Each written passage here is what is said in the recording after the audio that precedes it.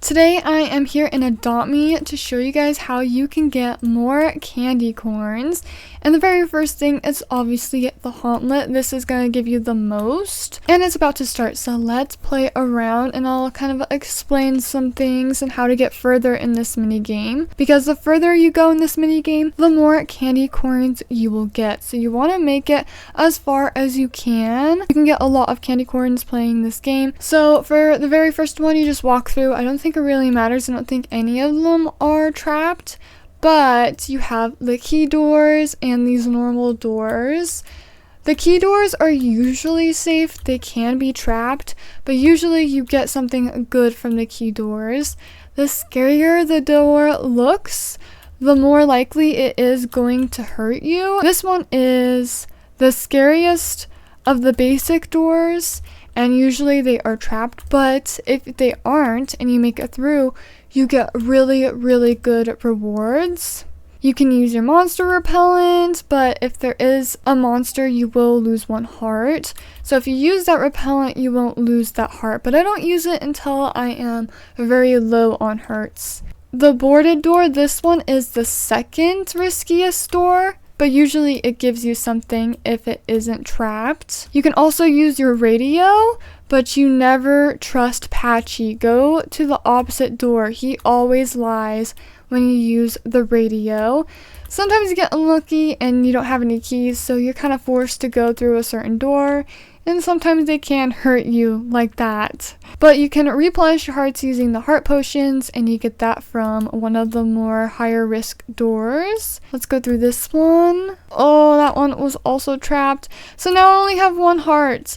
So I like to use my repellent, and I'm kind of forced to use this door. So I'm gonna use my repellent, and then if there's a ghost like that, it can't hurt me. I still have 1 heart. I'm gonna use my repellent again.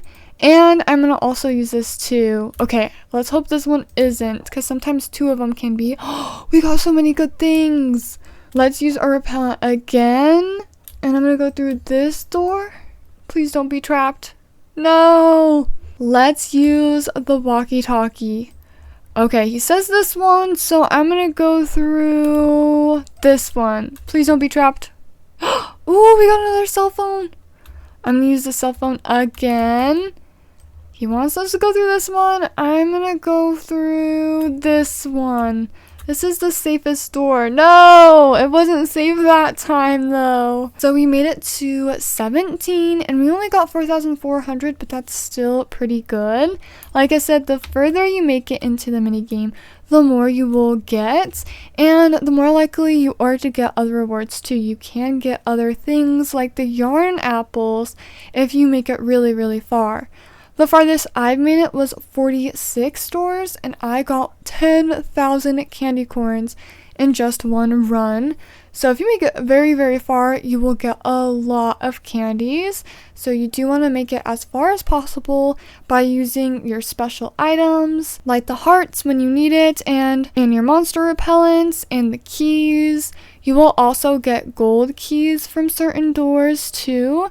You can use them on regular locked doors, but I like to save them for the golden door, because the golden door will give you a very special golden heart potion, and if you use that, it'll give you an extra heart. It'll give you plus 1 HP, so a whole extra heart to fill up, and then you'll have 3 hearts and you will last much longer. The cell phone is very useful too, and again, you want to go through the opposite door that Patchy tells you, because he always lies. And then you also have the rainbow wand. This reveals the real door every single time. That one is super helpful for when you are very low on hearts, so I would save that when you are very low. And like I said, the scarier the door is, the more risk, but the higher reward if it isn't trapped by a monster.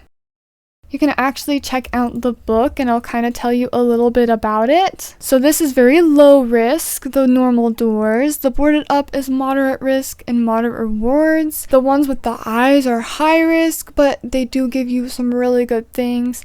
And the safest door is the key door, but you do need a key to open it up. Golden keys work too, but I would save the golden keys for the golden door. It's very rarely seen and you have to be kind of far into the rooms to be able to see it. And then there's also this door. It is a trap door. It hurts, but you get really good rewards if it isn't trapped. So you definitely want 2 or 3 hearts. 2 hearts is kind of risky because if there is a monster behind it, it instantly kills you. So use repellent if you are going to use those doors, just to be safe, unless if you have 3 hearts from the golden doors. So that's a little bit about the doors. It can help you quite a lot when you're playing this game. So if you need things, you can try and get one of the better doors. And always using your certain trinkets and things that you get from the doors also helps out a lot too. So the Hauntlet is going to give you the most candy corns. So you want to play this as much as possible and make it as far as possible to get the best candy corns from this. And another thing you can do to get more is certain tasks. You'll get 100 candy corn tasks from your pets. Babies also get this task as well. So if you're grinding, make sure you turn yourself into a baby so you can get that task too and get extra candy corns. It's best when you're pet and you have it because you can get 200, and if you have 2 pets, there's a chance they both can get it too, and then you'd get 300.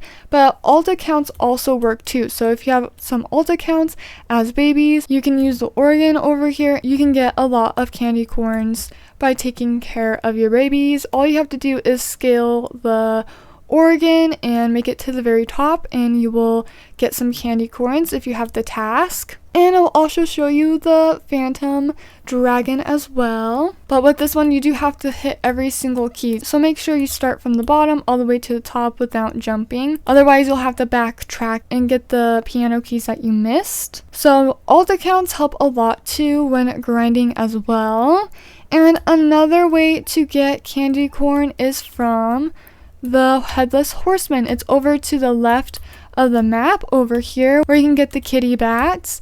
Every 10 minutes you can pull a treat from the Headless Horseman, and you have a chance of getting some candies or some yarn apples. More than likely you'll probably want a yarn apple because they are the rarest, but you will also get candies from doing it too. So it's just great to do the treats with the Headless Horseman. So every 10 minutes you can come back and do it again and again and again and pull more treats, more candies, and hopefully some of the yarn apples too to get more candies.